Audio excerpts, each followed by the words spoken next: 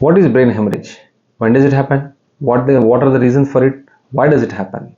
Hi, I am Dr. Raviraj Ghorpade, and today we are going to learn about what are the reasons why the brain hemorrhage happens. Hemorrhage means bleeding. So bleeding in the brain is nothing but a brain hemorrhage. This can happen because of two reasons. One is because of a trauma to the brain when the skull gets broken open because of the trauma or a fall from the heights. And another one is because of the hemorrhagic infarct, or what we call as a stroke. Here it can happen because of two reasons. Whenever there is a hypertension and the blood vessels which bleed inside the brain lead to a hypertensive bleed. And at the same time, sometimes the arteries are going on giving blood, venous gets thrombosed, that leads to a venous infarct and what we call as a venous hemorrhagic infarct. And these are the two reasons why there is a bleed into the brain. And these are the causes for brain hemorrhage. What are the signs when a patient has got a brain hemorrhage?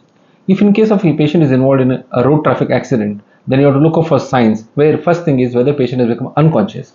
If the patient has become unconscious and then the second sign which he has developed whether weakness of one side, that is of upper limb and lower limb, then he is having a brain hemorrhage.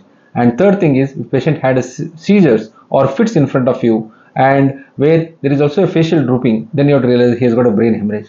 These also can be found in sometimes in case of brain stroke, where patient also develops weakness on the one side, facial drooping, and also unconsciousness. Then rush immediately to a hospital where there is a CT scan availability with a backup neuro team where he can be taken up for surgery also.